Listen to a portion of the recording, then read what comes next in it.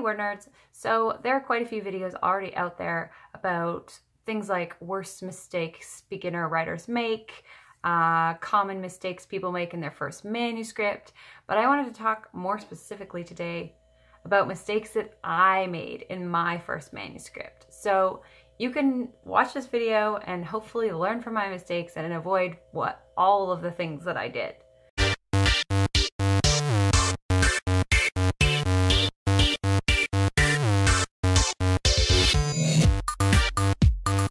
So the first major thing that I did that you're never supposed to do is start with the waking up scene.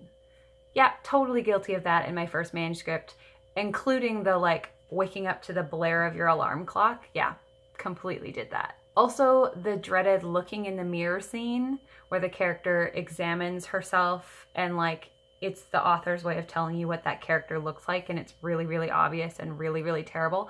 And mine was really, really terrible. I mean, I did the whole thing complete with the character looking at the mirror and being like, oh, I'm so plain and unattractive, no one will ever love me, as she pushes her auburn hair over her perfect, pale, slender shoulder. Yeah, it was super cringeworthy. Also, I was heavily into the chosen one thing in my first manuscript. I still like the chosen one. You can do it in a way that you pull it off so it's original or there's a twist to it.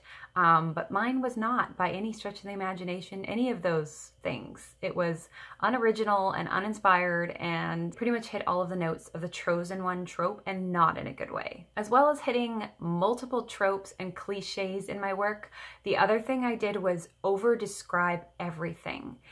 I looked back on my manuscript and apparently, painfully, I just wanted to describe clothes. Lots and lots of clothes. The character changed her outfit like 3 or 4 times a day apparently. And we always had to have a full description of what she was wearing this time, complete with brands and colors, and it was bad, guys.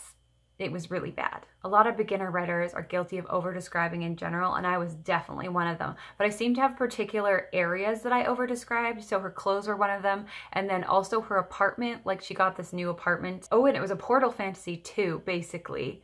So that's great. There's another trope. Again, not necessarily a bad trope if it's done in an original way, but none of mine were.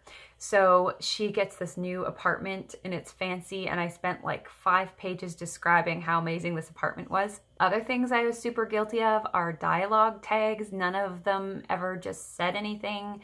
They murmured and growled and whispered and mumbled, and a few spewed. Nobody just ever said anything in a normal fashion. I still like dialogue tags that are a bit creative occasionally, as in sprinkling them in, not heavily glomping them on. Dialogue tags are like seasoning. You don't want to put too much on your food or it ruins the meal, you know what I mean? Just a little sprinkle, just a pinch. Also, really cardboard dialogue, very stiff and stilted. It sounded unnatural. Now I know that when you do dialogue, it's great to read it out loud, but I don't think at the time I knew that, and I definitely didn't read out any of this dialogue, because if I did, I realized that nobody talks like that. So these are just a few of the things I did when I was a beginner writer. The manuscript was actually super painful to read, as most first manuscripts are. I never want to admit that I was that bad, but obviously I was. Everyone has to be at some point. You learn with every book, you improve with every book. And actually going back and reading your old writing is a great way to encourage yourself, because you're like, wow, I really have gotten better than I was. I really have improved, and it hasn't been that long. It hasn't taken me that long to improve. So, who knows where I'll be a few years from now, right? What about you guys? Do you go back and read old work? And if you do, what are some of the things that you fall into, some of the things you caught yourself doing? Let me know in the comments below. Don't forget, 7:30 Eastern Standard Time on Sundays, the WordNerds have our live chat, and we would love to see you there. Thanks for watching, and I'll see you next week.